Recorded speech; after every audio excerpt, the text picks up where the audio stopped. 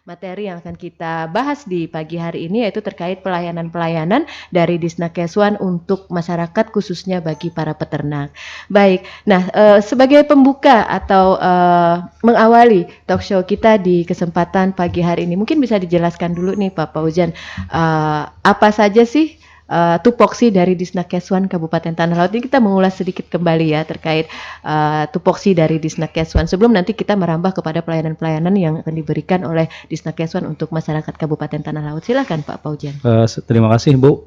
Assalamualaikum warahmatullahi wabarakatuh. Waalaikumsalam. Jadi kami sampaikan bahwa hari ini Dinas Peternakan dan Kesehatan Hewan dalam program Tanah Laut Menyapa di Radio Tuntung Pandang FM 102,3. Jadi yang pertama Bu, untuk hari ini tadi ya disampaikan terkait dengan program-program pelayanan pada peternak di tahun 2024. Di sini ada Ulun, saya dari bidang kelembagaan, usaha, prasarana dan sarana. Nah, kemudian ada dari bidang produksi, kemudian dan juga bidang kesehatan hewan. Nah, sebelumnya kami sampaikan Bu bahwa Dinas Peternakan itu Bu, itu dalam melaksanakan kinerjanya itu ada beberapa indikator yang harus dicapai. Nah, yang pertama itu indikatornya adalah bagaimana meningkatkan populasi ternak. Nah, ini kan jadi indikator utamanya itu nanti bisa dilihat dari persentase peningkatan populasi ternak seperti itu. Nah, untuk penanggung jawab ini Bu, ini semua bidang Bu. Jadi baik bidang pembibitan produksi pakan, bidang kelembagaan dan juga bidang kesehatan hewan. Nah, sekilas sedikit Bu terkait dengan potensi peternakan di Kabupaten Tanah Laut ini. Yang mana kan Kabupaten Tanah Laut ini kan terbagi dalam 11 kecamatan. Ya. Kemudian juga 130 desa dan 5 kelurahan. Nah, kemudian untuk sektor peternakan itu merupakan salah satu subsektor unggulan Bu di Kabupaten Tanah Laut ini yang terus didorong untuk dikembangkan. Nah, sehingga saat ini mampu menjadi daerah penyedia ternak atau sentra ternak. Ya, khususnya sapi potong seperti itu. Jadi saat ini memang ada berbagai upaya yang dilakukan pemerintah untuk meningkatkan populasi dan produksi ternak, seperti misalnya ketersediaan pakan, kemudian juga memberdayakan atau meningkatkan sumber daya manusia di bidang peternakan agar menjadi mandiri dan mempunyai produk unggulan yang dapat berdaya saing seperti itu. Nah, kemudian diharapkan Bu untuk pengembangan usaha peternakan yang dilakukan ini diarahkan untuk berorientasi agribisnis. Nah, jadi pengelolaannya itu nanti diharapkan secara terintegrasi. Jadi dari hulu hingga hilir, nah dilakukan secara efektif dan selalu mengutamakan pada peningkatan mutu. Nah, sehingga dapat memberikan keuntungan yang secara berkelanjutan. Adapun produk-produk ya dari hasil ternak itu ya seperti daging Bu ya, daging sapi, daging ayam, daging itik seperti itu. Kemudian juga ada telur dan susu. Nah, jadi ini juga tidak hanya dijual sebagai bahan baku saja, namun juga ada diolah sedemikian rupa sehingga menjadi produk yang bernilai ekonomis. Nah, seperti itu.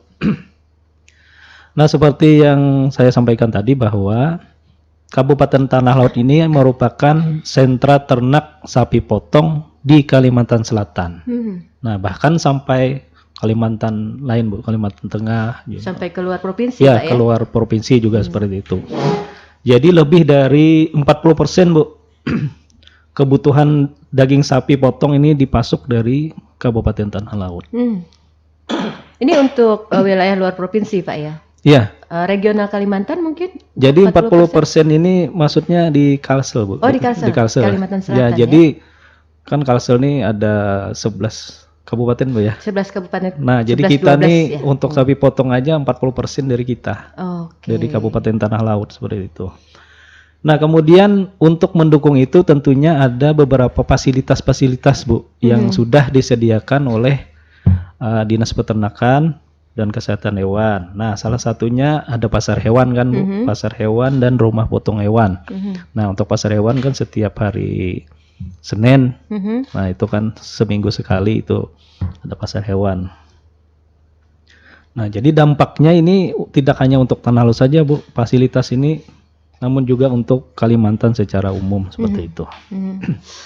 Nah, tadi kan selain sapi potong juga di tempat kita ini kan ada dikembangkan seperti ternak kambing, domba, ternak unggas, itu ada ayam pedaging Bu ya, ayam ras, ayam buras, ayam betelur dan itik. Nah, ada ternak lain nggak Pak selain yang 3 itu? Sapi, kambing, ayam, atau unggas? Ada ternak lain nggak? Misalnya kayak beternak burung gitu di Kabupaten Tanah Laut? Mungkin presentasinya kecil mungkin Bu ya. Kalau Enggak ada lagi. tidak ada memang tidak ya. tidak ada Bu, burung. Beberapa tahun Burung ada, pun. beberapa tahun yang lalu ada, tapi sekarang sudah tidak ada. Oke. Lanjut Pak Ini. Ojen. Nah, ini mungkin saya sampaikan ini saja Bu, kontribusinya Bu ya. Kontribusi peternakan tanah laut ini terhadap Kalimantan Selatan ini seperti sapi potong tadi. Nah, ini kalau kita hitung ya sekitar 40% lebih. Jadi di sini 46,54%. Hampir 50% Pak ya Sekarsel ini dari tanah laut ya, ininya, populasinya Bu. populasi Ya, sapi. kemudian untuk itik itu sekitar 36%. Seperti itu. Nah. Untuk daerahnya sendiri Pak, untuk peternak sapi ini di mana yang paling potensial atau paling banyak presentasi peternak sapi di Kabupaten Tanah Laut? Jadi memang hampir merata saja Bu untuk peternakan ini. Jadi tidak ada wilayah-wilayah khusus Pak ya. Kalau misalnya kayak ternak itik itu yang paling banyak atau dominan di daerah Bumi Makmur atau Kurau seperti itu, tapi menyebar aja setanah laut Pak Ya, ya. setanah laut nih yang 11 kecamatan tuh nyebar, tapi ini bisa saya sampaikan Bu. Ini untuk populasi ternak besar Bu ya. Nah, karena ternak besar nih kan ada 3 nih, sapi potong, sapi perah dan juga kerbau. Nah, untuk sapi potong ini yang terbesar masih di Kecamatan Pelehari Bu. Kecamatan Pelehari. Kemudian yang kedua itu di Kecamatan Tekisung. Yang ketiga itu di Kecamatan Panyipatan. Nah, itu untuk sapi potong yang tiga besar. Nah, kemudian untuk sapi perah ini di Pelehari Bu. Nah, nanti kalau kita ke ini Bu, ke PTP, nah di situ ada peternakan sapi perah. Oh, di daerah PTP Pak ya? Iya, daerah masuk Bu ya, dekat pasar Bu ya. Oh, seperti itu. Nah, ini saya baru tahu juga nih Pak, walaupun saya tinggal di Tanah Laut atau di Pelehari, nggak tahu kalau di situ ternyata ada peternakan sapi perah ternyata. Baik, lanjut Pak. Kemudian untuk kerbau ya. Nah, kerbau di sini kalau datanya ini di Kecamatan Jorong ini Bu. Nah, kemudian yang kedua daerah Kintab dan juga Pelehari. Nah, itu kalau yang untuk ternak besar. Nah, kemudian kalau untuk ternak kecil itu seperti kambing. Nah, ini masih tetap Kecamatan Pelehari juga Bu. Nah, Kecamatan Pelehari, kemudian Takisung dan Panyipatan. Nah, seperti itu. Dan yang terakhir untuk unggas. Untuk unggas ini ayam petelur ini masih di Kecamatan Pelehari, kemudian juga di Takisung, Batu Ampar. Ini ayam buras Bu, ayam buras, bukan ayam ras bukan. Tadi ayam buras. Nah, kalau ayam petelur, nah supaya kita tahu Bu, ini daerah Tambang Ulang dan Bati-Bati. Kan banyak perusahaan ayam di situ. Perusahaan ayam. Nah, mungkin itu Bu sekilas dari Dinas Peternakan. Nanti kalau terkait dengan pelayanan untuk mendukung dalam indikator kerja utama tadi kan untuk peningkatan produksi dan populasi. Ini ada bidang kesehatan hewan, ada bidang produksi nanti yang akan menyampaikan yang langsung ke lapangan, Bu. Baik. Apa-apa saja. Mungkin bisa diberikan informasi dulu nih Pak Paujan. Tentunya kan Disnakeswan ini memiliki UPT-UPT pelayanan ya Pak ya, ada di kecamatan. Kita ada punya berapa nih Pak? Poskeswan ya. Poskeswan ada berapa poskeswan se-Kabupaten Tanah Laut? Untuk Poskeswan ini sebenarnya yang menjelaskan nih Bu Dokter Hewan. Oke. Karena kan bidang kesehatan hewan Bu anunya, Baik. Bu. Oh, Ya. seperti itu. Baik, kita Tapi ada yang bergabung diangkat, Bu. Oh, sudah ada yang ingin bergabung? Silahkan. Wah, jadi favorit nih. Udah pagi-pagi udah ada. Baik, Assalamualaikum warahmatullahi wabarakatuh. Ya, waalaikumsalam Ibu. Baik, selamat pagi Ibu, dengan siapa di mana? Dari Ibu Esa Bula di Kunyit. Ibu Esah di Kunyit. Baik, Ibu silahkan pertanyaannya Ibu. Ini anak betakun aja Pang pala. Mm-mm. Nah, kita ini kan sentra peternakan kan ujarnya tadi tuh. Mm-mm. Tapi kenapa ya di wadah kita nih harga daging ayam, daging sapi, intalu tuh naik terus. Oke. Ada betul turunan. Iya. Apalagi hendak hari raya nih. Oke. Jadi rasa bingung juga nah mengatur keuangan di rumah nih makan ayam, daging, intalu, tuh belah. Baik, Ibu. Enggak itu aja nah Bu Ay, nah ulah nak takunakan. Oke, baik Ibu Esah, terima kasih atas pertanyaannya. Waalaikumsalam warahmatullahi wabarakatuh. Nih jeritan hati para emak-emak nih Bu. Kira-kira sama juga dengan kita Bu ya. Mendengar sentra peternakan tadi, Bu. Iya. Di situ Karena cocok memang konteksnya. pandangan masyarakat ini karena kita ini sentra peternakan. Harusnya justru di tempat kita ini mungkin harga itu bisa lebih murah seperti itu ya. Karena kalau orang bilang nih agennya, harga agen beda dengan harga ecer seperti itu ya. Mungkin jadi tapi kenapa? Harga daging, harga telur, kemudian juga harga ayam itu justru malah semakin naik, apalagi menjelang bulan puasa ini. Mungkin bisa diberi gambaran Bidang usaha. Pak Paujan bidang usaha nih. Ya. Ke Pak Paujan lagi deh. Silakan Pak Paujan. Terima kasih Bu atas pertanyaan atau yang disampaikan dari Ibu tadi. Memang ini nanti hubungannya kaitannya dengan inflasi lagi Bu. Nah, kaitannya dengan inflasi memang kalau bulan kemarin Bu, pertengahan Januari sampai minggu pertama dan kedua Februari harga itu stabil Bu. Seperti telur itu kan 1 kilonya kemarin di pasar itu hanya 27.000. Kemudian juga daging ayam kan 1 kilonya 22.500. Jadi harga tuh stabil. Kemudian daging sapi kan 150.000 seperti itu. Nah, ini biasa Bu. Seperti kemarin bulan Desember. Karena kan itu mendekati kan Natal dan juga Tahun Baru. Nah itu inflasi itu Bu, ada kenaikan sedikit seperti itu. Tapi dari tim pengendalian inflasi ini ada berbagai upaya sudah dilaksanakan. Dan kami juga sebagai anggota tim pengendalian inflasi itu setiap Senin Bu, setiap Senin itu pagi habis apel itu kami kan mengikuti Zoom meeting dengan Kemendagri. Iya. Nah, bagaimana kaitan dengan ini perkembangan harga produk komoditi ini, komoditi untuk pokok masyarakat seperti itu. Jadi memang sudah ada berbagai upaya-upaya Bu. Tadi sampaikan kan harga naik seperti itu. Memang biasanya kalau mendekati hari-hari besar seperti kemarin ada haulan guru sekumpul itu harga naik. Iya. Nah, memang seperti itu. Jadi ini sudah kepada ini Pak ya, faktor ekonomi ya sepertinya. Jadi memang pasar. iya, mekanisme pasar sepertinya. Mekanisme pasar seperti itu. Nah, itu sudah ada berbagai upaya Bu. Kalau kebetulan saya ini kan Bu, kalau ke pasar itu 1 minggu tuh paling tidak 4 kali ke pasar. Jadi insya Allah tahulah perkembangan harga di pasar. Survei Pak ya, sekaligus survei ke pasar ya. Survei ke pasar sekalian cari informasi. Lauk pauk. Sekalian cari lauk pauk untuk di rumah ya. Yang penting itu Bu, ini memang ada kenaikan sedikit. Yang penting barangnya ada. Iya. Ya, distribusi lancar, kemudian ketersediaan tuh ada. Ketersediaan Ya, ada. kalau kita lihat di pasar itu daging ayam ada. Mhm. Anu banyak lah seperti Iya. itu. Telur juga banyak, daging sapi juga banyak seperti itu. Dan ini ada berbagai upaya dari pemerintah daerah, Bu. Mhm.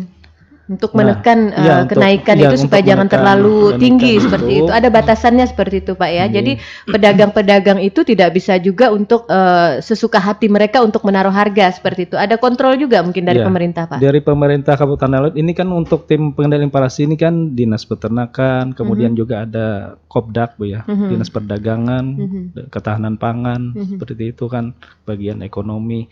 Ini kemarin itu kan melakukan sidak pasar. Nah, sidak pasar terkait ketersediaan dan juga harga. Kemudian juga dari Dinas Kopdak itu kan melakukan pasar murah. Nah, jadi ya kalau tidak salah itu setiap 3 hari sekali ya Bu ya, Iya. ada kegiatan pasar murah. Nah, kami juga dari Dinas Peternakan juga ikut Bu, ikut Iya. berperan dalam kegiatan pasar murah seperti itu. Dan kalau tidak salah informasi yang saya dapatkan, Kabupaten Tanah Laut ini sudah menargetkan dalam tahun 2024 ini ada 88 kali nanti melaksanakan pasar murah yang tersebar di seluruh kecamatan se-Kabupaten Tanah Laut seperti itu. Iya, iya Bu. Gitu. Baik. Nah, jadi mungkin itu ya Ibu Esah jawaban dari narasumber kita ini bahwa ini memang karena adanya apa ya mekanisme pasar, ya, mekanisme seperti yang kita ketahui ketika barang itu laku keras istilahnya dan dibutuhkan, Harga otomatis harga naik seperti itu. Jadi tetapi dari pemerintah kita juga tidak tinggal diam seperti itu. Walaupun ada kenaikan harga, tetap ada kontrol, tetap ada pengawasan terhadap kenaikan-kenaikan tersebut supaya jangan sampai terlalu tinggi kenaikannya dan ketersediaan bahan-bahan pokok tadi tetap ada bagi masyarakat kita walaupun kenapa? Dan uangnya juga ada. Dan uangnya juga ada dan kita harapkan seperti itu walaupun naik harganya tetapi masyarakat kita masih mampu untuk membeli Pak ya, kita harapkan seperti itu walaupun yang kemarin sanggupnya beli 1 kilo mungkin dengan kenaikan ini belinya jadi setengah kilo aja kayak gitu. Jadi kita di pemerintah juga tidak tinggal diam Ibu Esah, meskipun ada kenaikan itu memang sudah politik dagang kalau orang bilang ya, politik dagang dari para pedagang kita nih, ketika barang itu diperlukan dan laku keras maka harganya akan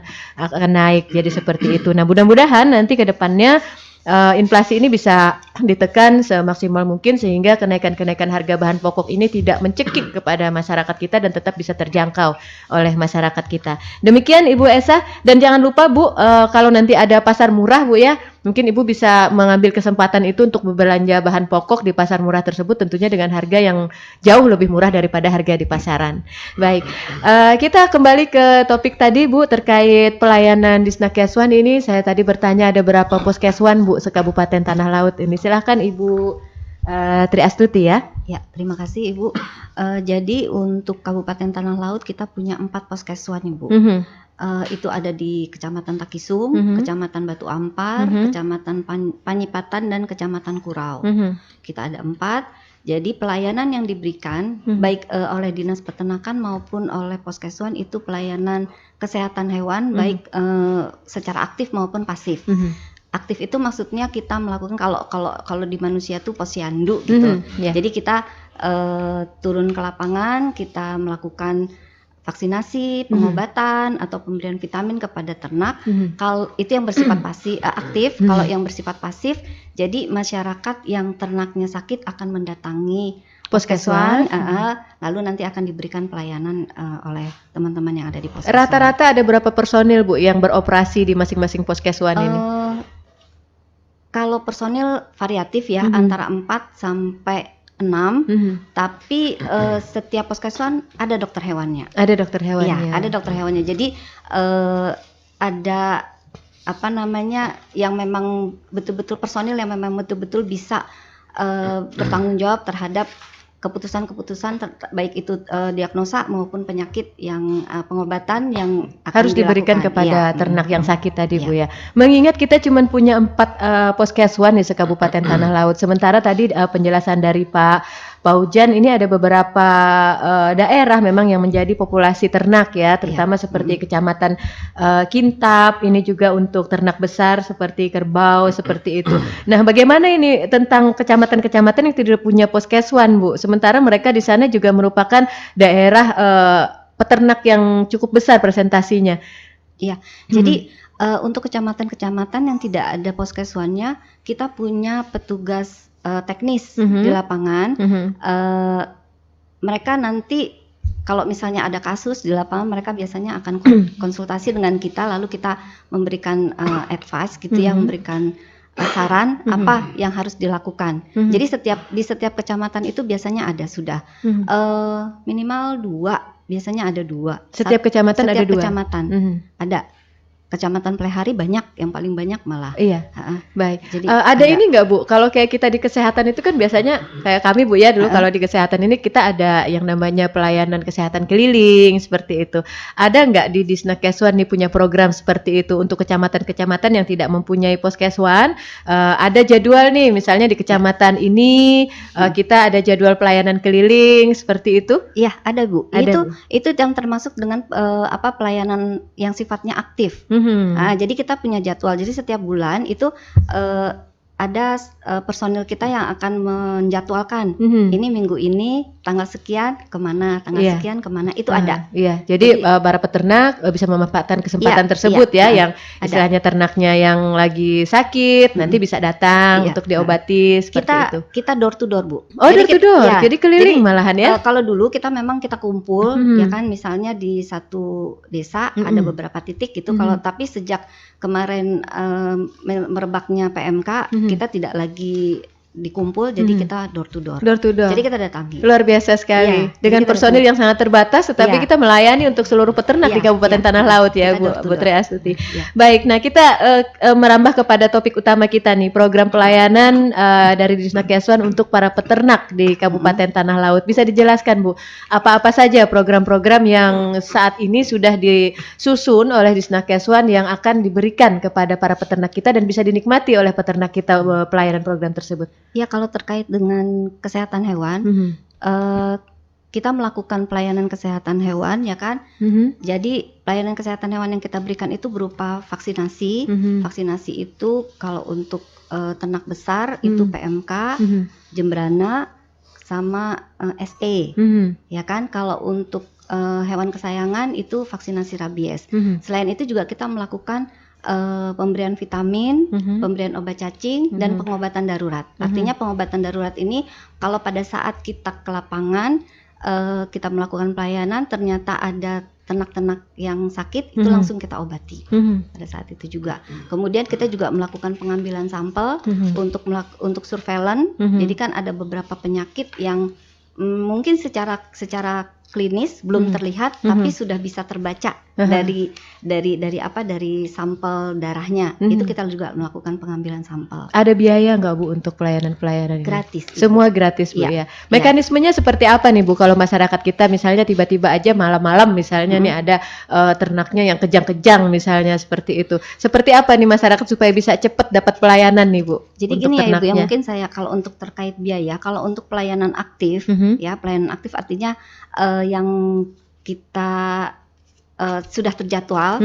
itu memang gratis. Tapi kalau untuk pelayanan pasif, jadi misalnya ada ternak yang sakit malam-malam ya, mungkin itu ada biaya ya Bu ya. Ada biayanya itu biasanya tergantung dari obat yang kita berikan. Tergantung dari obat atau perlakuan apa. Misalnya ada sapi yang tidak bisa melahirkan misalnya, itu kan ada perlakuan khusus, tidak cukup dengan disuntik. Nah itu mungkin biayanya akan berbeda gitu. Ya, jadi ada untuk biaya untuk tindakan-tindakan tertentu ya Bu ya, tidak termasuk di dalam pelayanan aktif. Karena saya juga berpikir, saya juga mantan petugas kesehatan Bu ya, di desa seperti itu. Jadi yang namanya sakit ini mungkin saya rasa antara manusia dan ternak ini sama-sama makhluk hidup ya. Jadi mungkin ada keadaan-keadaan emergensi. Nah ini yang harus kita luruskan kepada masyarakat kita. Nanti kita khawatirnya masyarakat kita beranggapan bahwa pelayanan ini gratis, tiba-tiba nanti mereka harus ada membayar biaya. Nah, menjadi satu pertanyaan, katanya gratis, kok bayar gitu ya. Makanya dalam kesempatan ini kita harus memberikan pemahaman kepada masyarakat kita bahwa tidak semua pelayanan itu gratis ya. Memang ada beberapa pelayanan emergensi sifatnya mungkin yang dikenakan biaya, tetapi biayanya tidak mahal Bu ya. Sudah biasanya teman-teman ini aja sih apa. Dan masyarakat kita sudah terbiasa Ibu. Sudah terbiasa dengan mereka hal sudah tersebut. paham aja mana yang gratis. Malah kadang-kadang kalau kita melakukan pelayanan aktif itu mereka tanya berapa Bu bayarnya? Gratis Pak. Ah, ya berarti Jadi, ini ya, ya, sudah apa sudah kesadaran sudah masyarakat kita tersosialisasi. sudah nih. Nah, terkait pemberian sosialisasi tadi Ibu ya, untuk artinya kita meningkatkan pengetahuan dan juga edukasi kepada masyarakat kita tentang pentingnya memelihara kesehatan hewan dan juga memanfaatkan fasilitas-fasilitas hewan. Ada kegiatan-kegiatan lain Bu selain pelayanan seperti itu? Misalnya ada sosialisasi, ada pelatihan, atau mungkin ada kegiatan-kegiatan edukasi lainnya yang dilakukan? Jadi biasanya kita ada yang namanya KIE. KIE itu komunikasi, edukasi dan informasi. Itu biasanya ini kita sedang rintis. Kalau beberapa tahun yang lalu sebelum COVID, kita biasanya kerjasama dengan BPP. Jadi kita masuk melalui BPP, jadi BPP nanti akan mengundang petugas-petugasnya atau petani-petani yang ada di BPP tersebut. Kita melakukan kegiatan sosialisasi. Sosialisasinya macam-macam. Itu bisa terkait dengan manajemen, bisa juga khusus untuk penyakitnya. Nah, itu ada gitu. Oke. Bisa digambarkan nggak Bu untuk data peternak kita nih? Kira-kira ada sekian ribu orang yang beternak sapi, ada sekian ribu orang yang beternak unggas, seperti itu? Ada kita datanya Pak. Kalau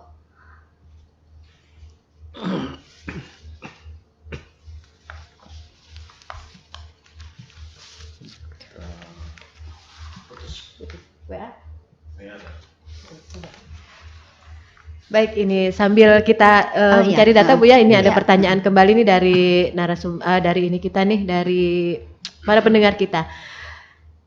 Ada Ibu Jiah di Atilam. Adakah Pak selain pelayanan kesehatan gasan ternak, ada juakah Pak program gasan peningkatan produksi pakan ternak?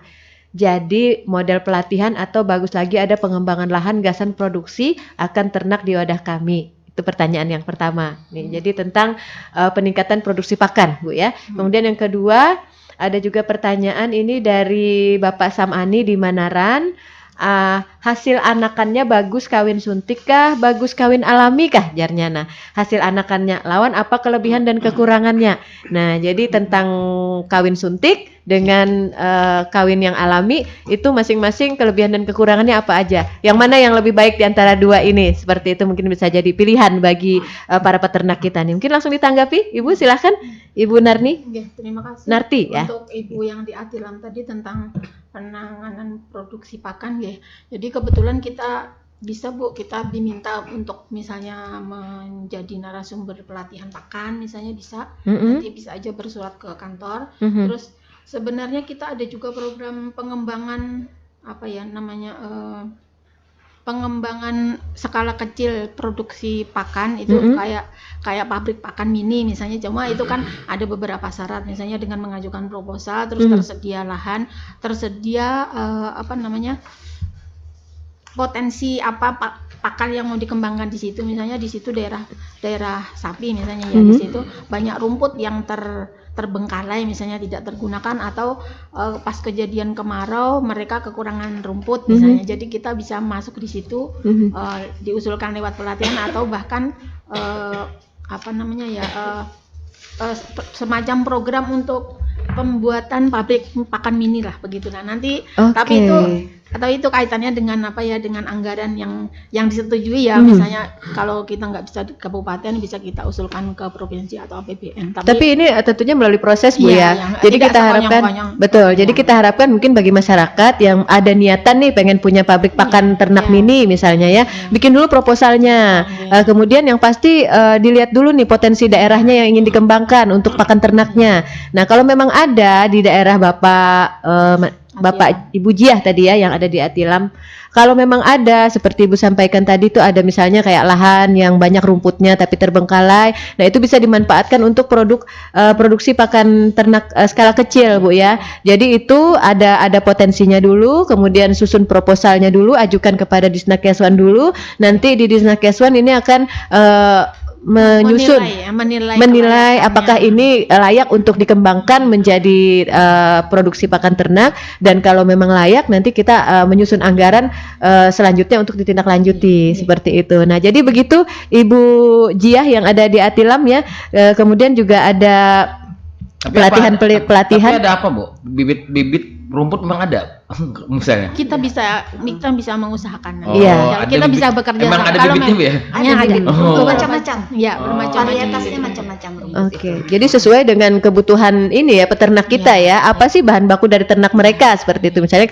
kayak sapi kan itu ada rumput apa itu Bu yang Inggris. nah yang besar-besar itu, ya itu ya khusus ya. Nah kemudian tadi terkait nih hasil kawin nih, bagusan kawin suntik apa kawin alami nih Bu Dokter? Jadi gini, kalau misal ditanya bagus mana, Heeh. sebenarnya Tergantung selera ya. secara teori ya, Mm-mm. secara teori itu bagus kawin suntik. Kenapa? Oke. Karena kalau kawin suntik itu kan bulnya ya, pejantannya itu kan memang Bisa sudah milih, Pilih? diseleksi, Oh, ya memang iya. betul-betul dipilih. Bibit unggul memang sudah dipilih, bibit yang memang unggul. Mhm. Kemudian yang paling penting adalah kalau kawin IB ya, itu kan IB berarti kan inseminasi buatan. Itu kita mengurangi kemungkinan terjadinya penularan penyakit reproduksi. Oke. Ya kan, karena kalau kawin ada penyakit namanya brucellosis, itu penularannya melalui perkawinan.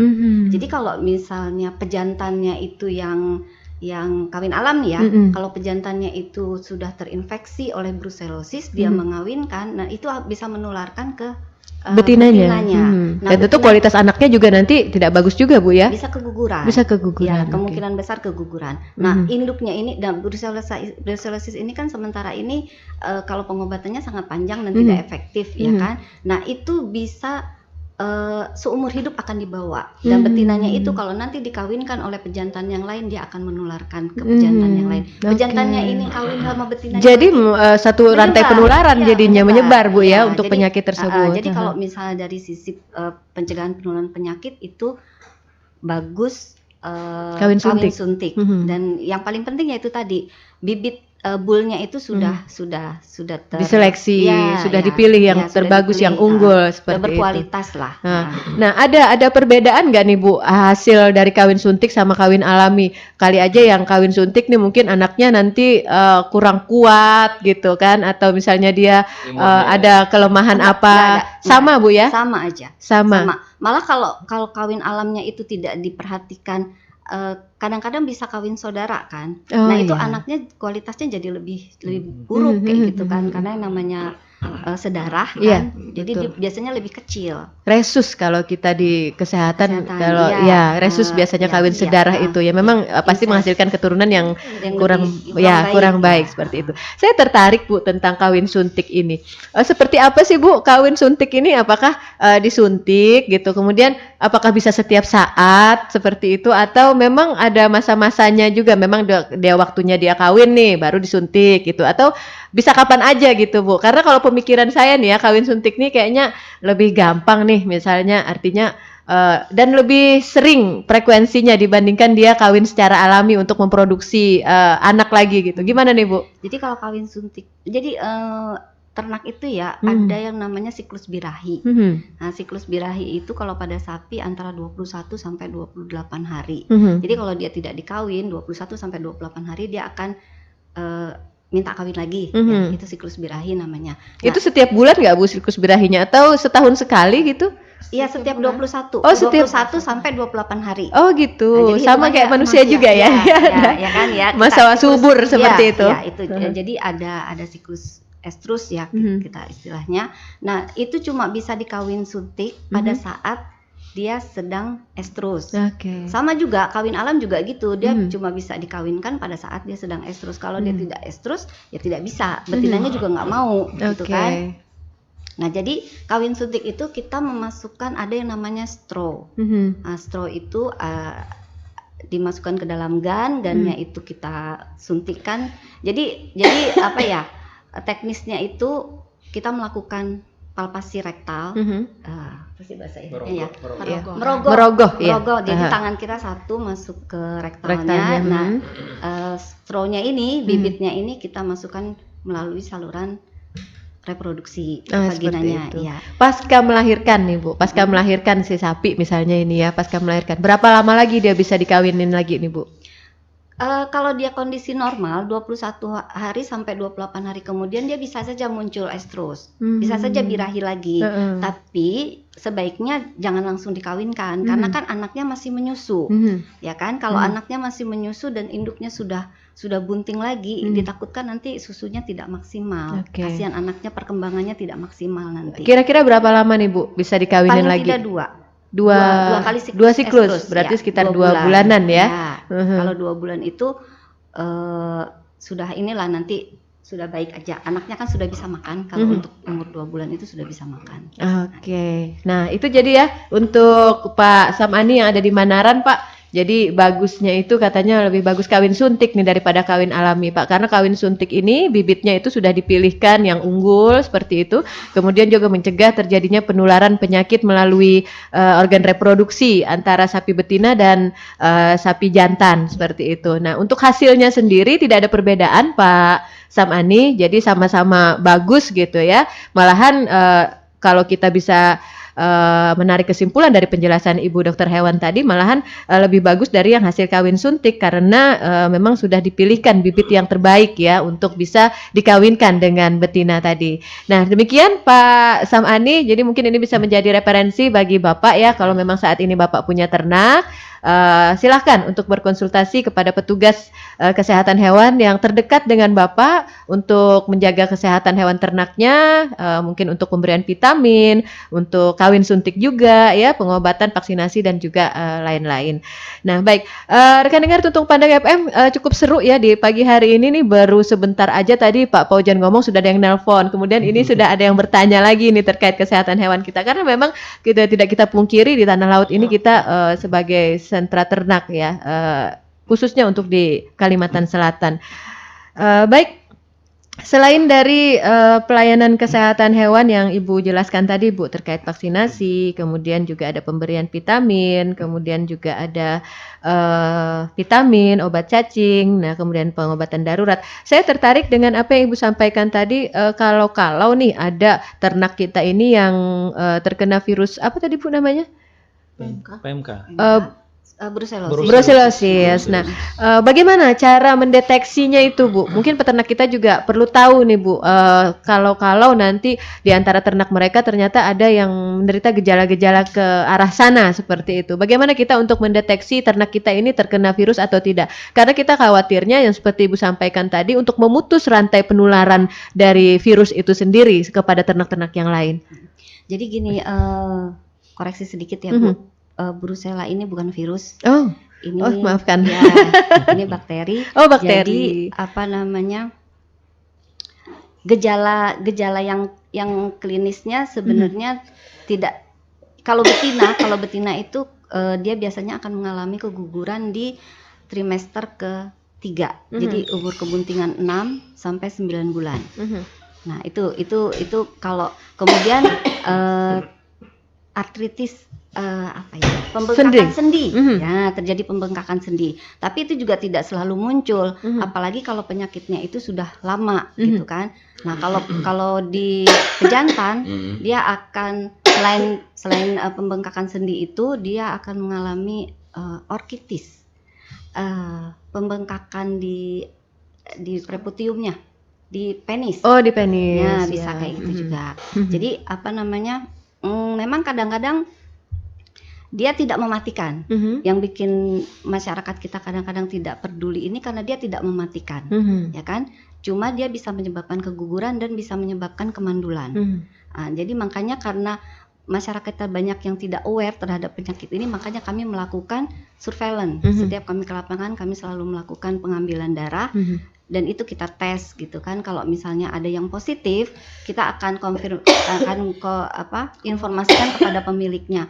Jadi kalau Kalimantan ini kan masih termasuk daerah yang bebas brusellosis dengan prevalensi di bawah 2%. Jadi artinya bebasnya itu bukan berarti tidak ada sama sekali.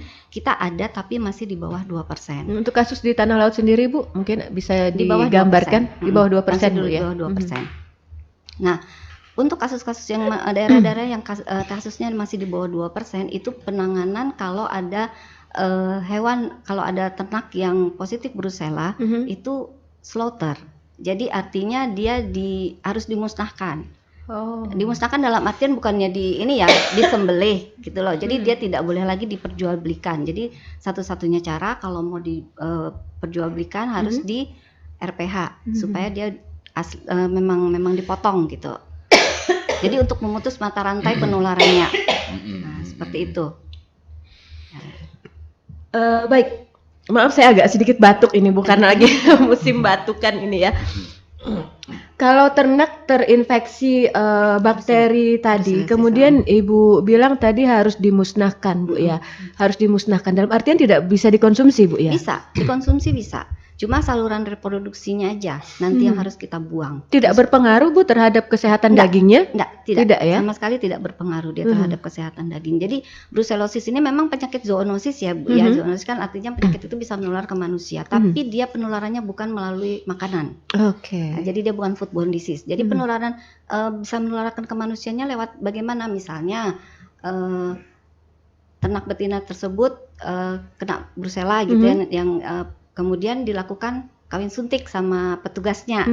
Nah, petugasnya itu tidak memakai sarung tangan yang benar kayak gitu kan, ada luka di apa namanya di tangan. Nah, itu bisa ketularan dia. Oh, jadi penularannya secara kontak langsung Bu ya, kontak langsung dengan cairan rahim. Seperti Gitu, itu. ya. Jadi bukan lewat makanan. Bukan lewat makanan. Dan kalaupun misalnya ternak tersebut terinfeksi bakteri tadi, dia tidak menyebar lewat darah Bu ya? Tidak menyebar lewat darah ternak ya, sehingga walaupun dia terinfeksi masih aman untuk dikonsumsi. Aman dikonsumsi. Nah, baik, rekan dengar, demikian ya penjelasan dari Ibu Dokter Hewan nih. Jadi jangan khawatir, dan pastinya Bu ada ini Bu ya terkait kesehatan daging nih, ada usaha nggak Bu dari Dinas Peternakan ini sebelum daging itu dilempar ke pasaran, itu ada pemeriksaan khusus misalnya, apakah daging itu layak konsumsi atau tidak? Ya. Jadi, baik Bu, kita ke telepon dulu Bu ya, dari tadi nih kayaknya kita belum sempat, kita pending dulu pertanyaannya. Silahkan. Halo, assalamualaikum. Waalaikumsalam warahmatullahi wabarakatuh. Ibu Arma, apa kabar? Alhamdulillah, dengan suara Mbak Eta. Alhamdulillah. Saya batukan nih Bu, agak mengganggu ini. Ya, mudah-mudahan cepat sembuh. Iya. Musimnya sudah Mbak Eta. Betul. Baik Bu Arma, silakan pertanyaannya Bu Arma. Pertanyaannya gini loh Mbak Eta, kadang-kadang kan ada yang sapi apa itu lumpuh kan bilang nggak bisa bergerak. Nah, ada yang kayak ya sepertinya demam-demam kayak itu. Kalau dijual kan kadang-kadang dipotong orang. Nah, apakah dagingnya itu nggak terpengaruh dengan oleh manusia yang misalnya dibeli orang daging gitu kan? Kan kadang-kadang kayak gitu, ada yang lumpuh kan dibawa orang dijual, disembelih orang. Oke. Apakah itu tidak terpengaruh dengan kesehatan manusia itu? Baik. Kita nggak tahu namanya di pasar. Iya, oke. Baik, ini kayaknya connect dengan pertanyaan saya tadi ya, Bu Triastuti. Baik, Bu Arma, demikian ya pertanyaannya ya. Iya, salam sehat buat Mbak Eta semua keluarga yang ada di sana. Amin, sehat-sehat buat kita semua. Terima kasih Bu Arma sudah bergabung bersama kami di pagi hari ini. Terima kasih banyak juga Mbak Eta ya. Sama-sama Ibu. Assalamualaikum. Waalaikumsalam warahmatullahi wabarakatuh. Silahkan Bu Dokter Hewan nih langsung ditanggapi. Ini langsung connect dengan pertanyaan saya tadi. Apakah ada usaha-usaha dari Disnakeswan ini untuk menilai atau memeriksa kualitas daging itu sebelum dilempar ke pasaran? Iya, jadi kalau untuk itu kan masuknya ke Kesmafet ya, kesehatan masyarakat veteriner. Jadi ada yang namanya pemeriksaan AMPM. AMPM itu antemortem postmortem. Jadi setiap kalau di RPH setiap ternak yang akan disembelih itu akan dilakukan pemeriksaan baik pada saat dia masih hidup maupun pada saat dia sudah disembelih, ya kan?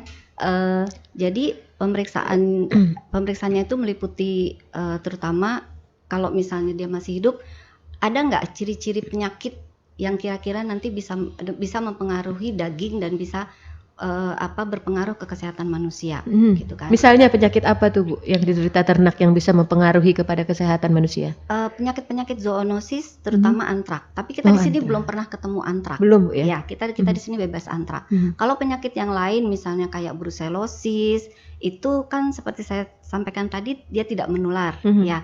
Kemudian kalau terkait dengan penyakit lumpuh, lumpuh itu kan sifatnya individual, ya kan, walaupun dia misalnya ada yang disebabkan oleh virus itu tidak akan menular ke manusia, apalagi kalau kita masaknya benar, gitu kan.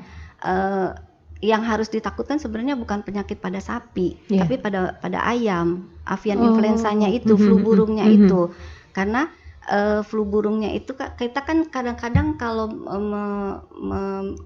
membersihkan alam ayam itu kan jeroannya tetap kita bersihkan, ususnya itu. Sementara virusnya biasanya banyaknya adanya di usus. Nah, kalau flu burung itu kan penyakitnya bisa menular secara inhalasi, ya kan. Kalau pada hewan itu tidak ada. Misal PMK juga ya kemarin yang marak, itu juga dagingnya aman saja untuk dikonsumsi.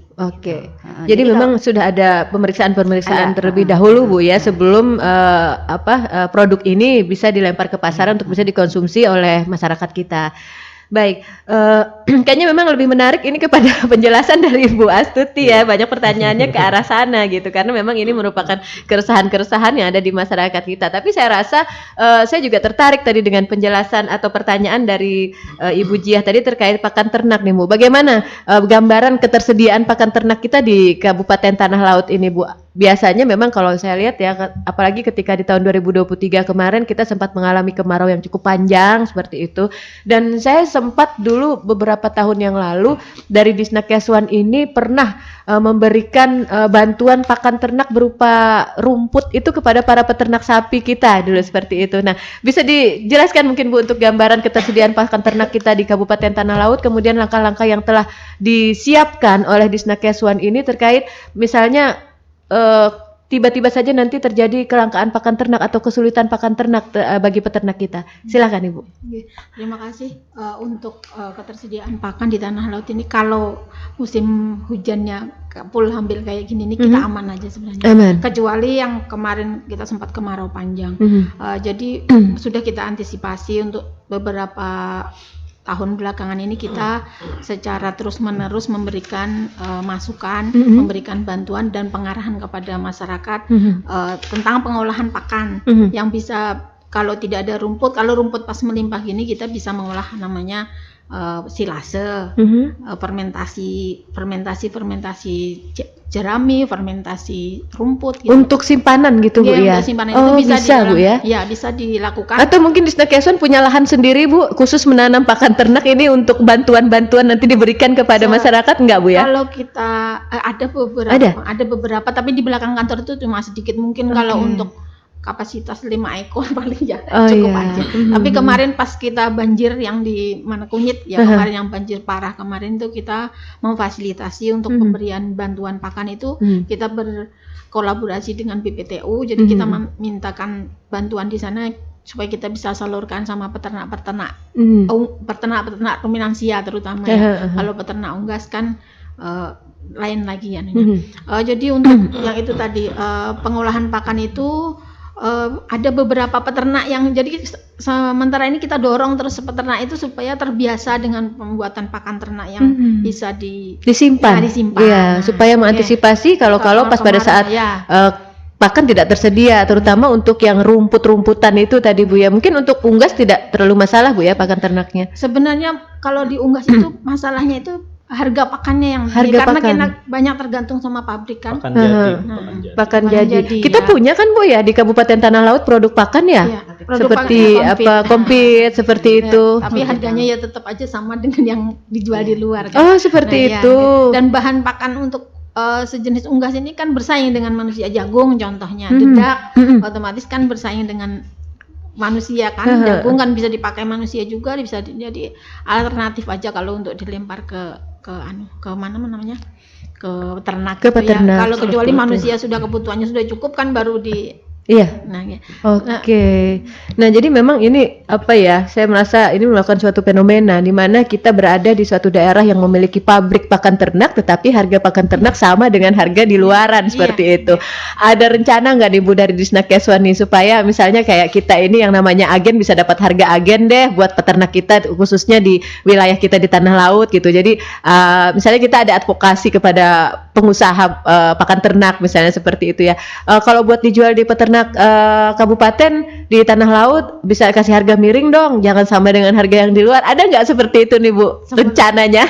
Atau memang sudah ada tetapi dari pihak perusahaan nggak mau gitu Bu? Sementara ini kita belum menyentuh ke sana. Belum menyentuh ke sana Bu ya. Kita coba. Ya, mudah-mudahan bisa kita lakukan advokasi nanti ya. Karena bagaimanapun juga kita harusnya ada ini ya, ada support dari pengusaha-pengusaha yang berinvestasi di Kabupaten Tanah Laut untuk bisa membantu masyarakat kita seperti itu. Sehingga keberadaan mereka juga membantu bagi masyarakat kita. Jadi mereka tidak cuma berusaha di sini tetapi mereka juga bisa memberikan kontribusi terhadap masyarakat terutama yang ada di sekitar pabrik mereka seperti itu ya. Baik, ada satu pertanyaan lagi. Nah, rame nih Bu. Adakah Pak Jarnya program 2024 ini dari dinas prioritas memenuhi kebutuhan daging dari kabupaten kita aja? Jadi kada memerlukan lagi sapi di luar daerah kita. Jadi upaya-upaya harus kita usahakan 2024 ini Pak. Nah, dari hamba Allah. Jadi maksudnya sapi kita aja deh dijual di tempat kita sendiri gitu kan, jangan diekspor keluar seperti itu. Sehingga mungkin kalau harga lokal nih bisa lebih murah mungkin seperti itu, biar nggak dapat impor dari luar karena kita penghasil juga kan ini. Nah, gimana nih Bapak Ujan? Mungkin bisa menanggapi Pak dari bidang usaha nih. Zaman batuk nih Pak ya. Jadi narasumbernya batuk, hostnya juga batuk. Ya memang Bu, seperti kita sampaikan dulu Bu ya. Ini kalau untuk populasi ternak sapi potong saja ya Bu ya.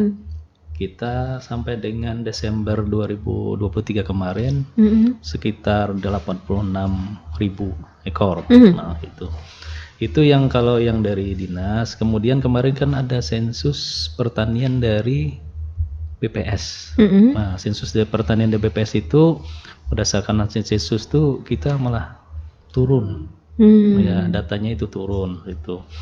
Nah, kemudian ini juga karena ini kan terkait dengan mekanisme pasar tadi Bu ya. Jadi ini terkait juga kebijakan.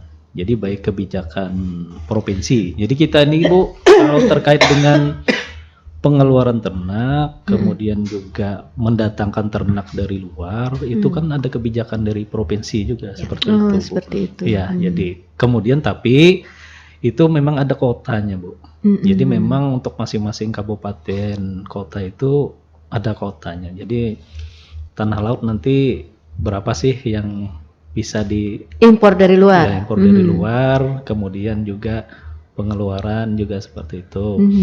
Nah, kalau hanya sapi kita saja Bu, kayaknya Bu ya tidak bisa, Bu ya. Kebutuhan dagingnya enggak bisa. Tidak Ya mencukupi. mungkin gini, populasi kita memang kan berapa 80 sekian, tapi itu kan bukan sapi yang siap potong. Oke. Memang namanya sapi potong tapi bukan sapi siap potong. Karena di situ juga include indukan dan anakan gitu kan. Nah, kalau sapi yang benar-benar siap potong sendiri pasti tidak sampai sebanyak itu gitu kan. Dan sekarang juga udah ini Bu, untuk lalu lintas ternak pemerintah pusat sudah menyamaratakan, jadi untuk lalu lintas ternak sekarang menggunakan aplikasi. Jadi kalau antar provinsi itu kewenangannya adanya di provinsi untuk mengeluarkan rekom pengeluaran dan rekom pemasukan. Dan itu provinsi juga sudah mengatur dan di peraturan pemerintahnya juga sudah dibuat di situ. Jadi kalau misal daerah kita kan daerah tertular, ya kan? Kalau tertular PMK misalnya ya. Kalau misalnya kita mau mengirim sapi ke daerah yang statusnya masih bebas PMK, itu nggak bisa. Nah, jadi pemerintah mengatur lalu lintas sekarang sudah lebih ketat kayak gitu loh. Nah, cuma masalahnya kan gini, provinsi memberikan izin kepada pengusaha-pengusaha kita untuk memasukkan sapi ke tempat kita. Kadang-kadang Bu, rekomnya itu bukan ke tanah laut. Oke. Misalnya ke Barito Utara, Barito Kuala ya, Barito Kuala. Batola ya. Nah, yang di Batola ini itu bisa saja langsung Ke pasar. ke pasar. Oke. Jadi mereka cuma minta izin ke Batola saja, sementara sapinya itu masuknya tetap ke pasar kita, kayak gitu loh. Itu yang bikin akhirnya populasi di tempat kita, bukan populasi ya, harga ternak di tempat kita itu jatuh. Jadi yang minta rekomendasi itu kan bukan cuma pengusaha dari tanah laut, dari Batola, dari Banjarmasin, dari Banjarbaru, terutama itu ya yang saya lihat di rekam pemasukan itu terutama itu. Dan mereka itu yang enggak, sapinya tuh tidak masuk ke kabupaten tersebut, masuknya tetap ke tanah laut untuk diperjualbelikan di tanah laut. Gitu. Iya. Nah, jadi seperti itu Pak hamba Allah tadi ya penjelasannya ini nih bahwa iya, jadi yang menyebabkan adanya ekspor impor ini yang pertama tadi memang tidak semua sapi yang ada di tempat kita ini merupakan sapi yang siap untuk dikonsumsi atau siap potong ya. Jadi mungkin untuk memenuhi kebutuhan masyarakat kita sendiri akan ketersediaan daging itu juga masih belum mencukupi. Kemudian ada lalu lintas ternak tadi ya, yang mana ini terkait juga dengan kebijakan yang telah disusun oleh pemerintah. Jadi seperti itu Bapak, mudah-mudahan bisa menjawab pertanyaan dari Bapak ya. Mudah-mudahan ke depannya kita berharap apa yang menjadi kebutuhan masyarakat kita akan peternakan di Kabupaten Tanah Laut ini benar-benar bisa memenuhi ekspektasi dan juga memuaskan bagi para peternak kita di Kabupaten Tanah Laut khususnya. Sudah 1 jam kebersamaan kita, sebenarnya ini saya pengen banyak lagi yang ingin saya tanyakan karena kayaknya seru ternyata. Tanya Bu sedikit. Nah, ada lagi nih dari tadi memendam ternyata ini ya Mas Iwan. Silakan Mas Iwan. Terinspirasi dengan pertanyaan hamba Allah tadi, Bu. Adik saya pernah dengar Bu ya, namanya berintegrasi dengan sawit, sawit sapi. Jadi ini gimana bunyinya Bu? Apa ini salah satu upaya juga untuk memenuhi kebutuhan daging di tanah laut nih? Pemojian. Mungkin sedikit bisa sampaikan. Jadi untuk program dari pengembangan peternakan khususnya di Kalimantan Selatan, itu kan yang dulu itu ada namanya Opsus Siwap, Opsus Siwap itu selama 3 tahun. Nah, itu kan sudah kemarin. Nah, kemudian juga ini ada namanya program Sikomandan. Nah, program Sikomandan sapi kerbau komoditas andalan negeri. Jadi ini kaitannya dengan mempercepat peningkatan populasi sapi potong. Ini program nasional Pak ya? Iya, program nasional ini Bu. Nah, kemudian ini ada program prioritas Bu. Tapi kalau di provinsi di Disbunak itu bukan prioritas, namanya super prioritas. Super prioritas. Nah, jadi di atas prioritas lagi. Namanya Siska Kuintip. Nah, jadi Siska Kuintip ini kepanjangannya Sistem Integrasi Kelapa Sawit Sapi Berbasis Kemitraan Usaha Ternak Inti Plasma. Nah, ini merupakan pengembangan peternakan di lahan sawit. Nah, jadi saat ini untuk di Kabupaten Tanah Laut Bu, program Siska ini sudah ada kerjasama ini dengan PT CPKA dan PT Candi Arta. Nah, ini sudah kemarin dibentuklah kelompok tani di situ Bu. Kelompok tani, cuma yang anggotanya itu masih karyawan dari perusahaan tersebut. Ya. Jadi memanfaatkan lahan kelapa sawit, lahan perkebunan kelapa sawit. Jadi untuk sapi-sapi ini bisa digembalakan di lahan sawit. Di lahan sawit. Ya. Nah, kemudian juga memungkinkan nggak sih Pak, kalau saya memandangnya lahan sawit ini biasanya agak-agak ini ya, rumputnya kecil-kecil karena dia lindung gitu kan. Kemudian juga dan selain itu juga biasanya kan ada tumpukan-tumpukan dari daun-daun sawit gitu. Bahkan ada rumor, saya nggak tahu benar atau enggaknya, ini biasanya kalau di kebun sawit banyak ular gitu. Gimana nih Pak kalau sampai ada ternak di situ? Saya tertarik sekali dengan program ini. Programnya ini sudah sekian tahun Bu. Jadi ini sudah ada dukungan-dukungan dari provinsi. Yang pertama tadi kan ada pembentukan kelompok tani, kemudian juga ada bantuan seperti kandang elektrik gitu Bu. Jadi kandang elektrik itu kandang yang listrik gitu Bu. Kejut gitu ya. Oh iya. Kejut. Nah, jadi nanti oh di sini loh yang mau digembalakan sapinya, jadi di situ nanti dikelilingi oleh Kandang elektrik tadi. Jadi di situ nanti kalau di situ mau panen Bu, ya dipindah lagi anunya lokasinya. Ya, jadi begitu. namanya integrasi.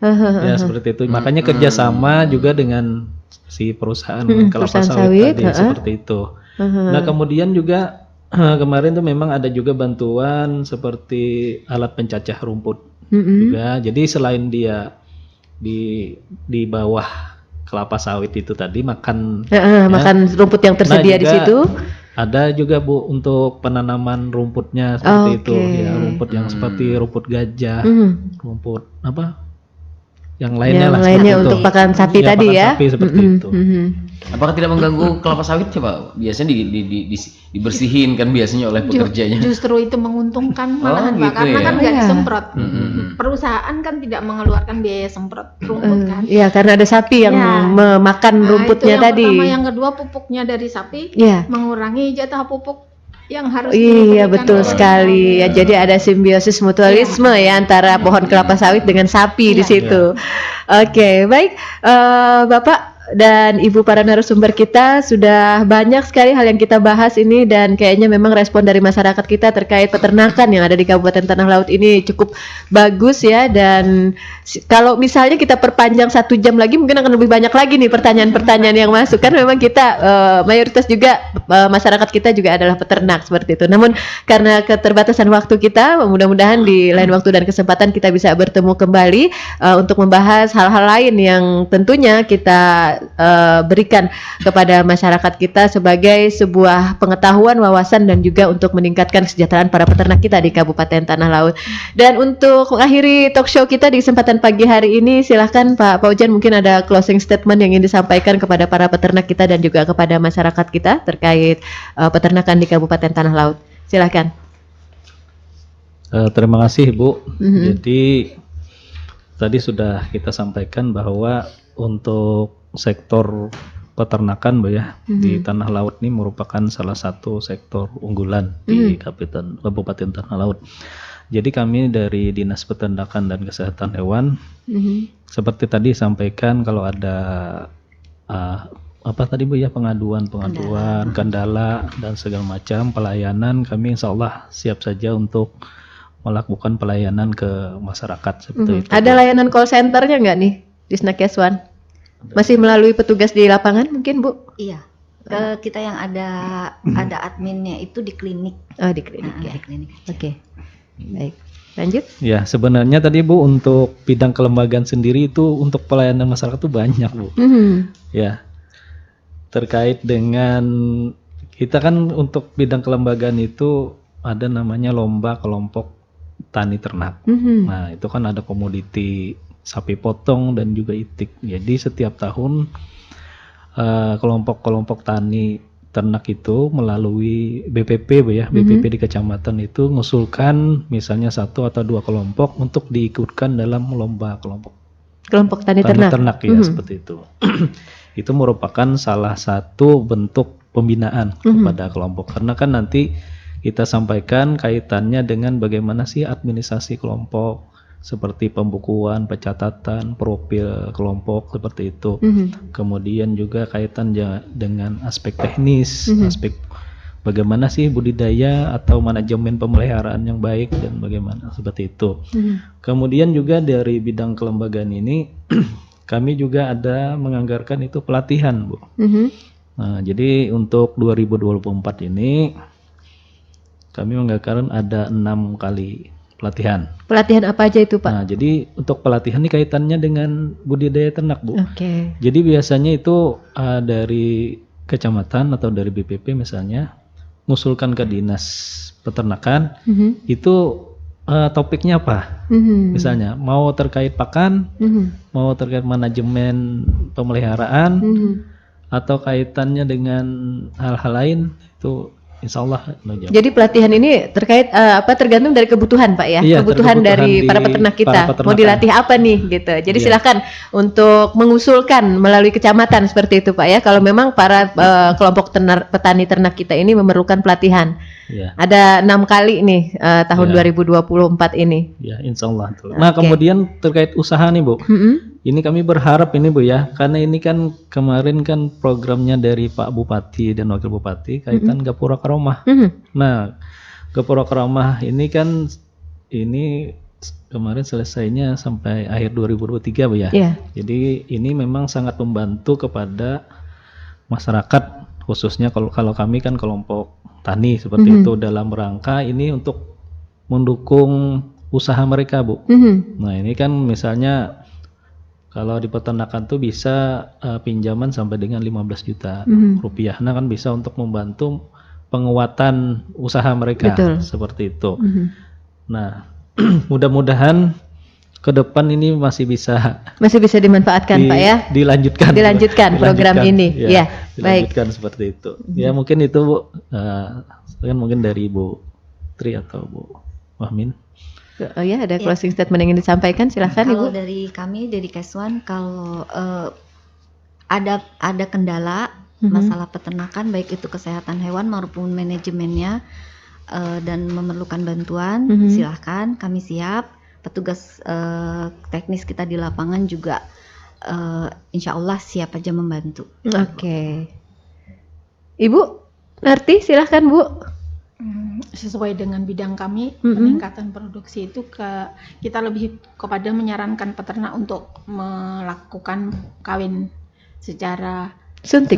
Oke. Nah, jadi itu tadi ya poin-poin closing statement kita bahwa untuk para tani ternak silahkan untuk mempersiapkan diri karena nanti kita ada lomba kelompok tani ternak. Hadiahnya lumayan ya Pak. Ya, juara 1, 2, dan 3. Nah, hadiahnya juara 1, 2, dan 3. Nominalnya nggak disebutkan nih. Nanti Bu kalau yang juara 1 itu kita ikutkan lagi lomba tingkat provinsi. Tingkat provinsi. Ya. Oke. Nah, kemudian juga ada pelatihan. Silahkan para kelompok tani ternak yang memerlukan peningkatan kapasitas atau peningkatan pengetahuan bisa mengusulkan melalui kecamatan, petugas kecamatan ya, pelatihan apa yang dibutuhkan nanti akan difasilitasi oleh Disnakeswan. Selanjutnya juga kita berharap adanya bantuan permodalan untuk para peternak kita seperti pada program Gapura Karomah yang telah berjalan 5 tahun ke belakang kemarin ya. Nah, kemudian dari Ibu Dokter nih kalau ada kendala silahkan hubungi petugas teknis, kami siap membantu para peternak di Kabupaten Tanah Laut. Dan jangan lupa kata Bu Narti lebih baik kawin suntik daripada kawin alami Bu ya. Baik rekan dengar Tutung Pandang FM, demikian bincang-bincang kita di kesempatan pagi hari ini bersama narasumber kita dari Dinas Peternakan dan Kesehatan Hewan Kabupaten Tanah Laut.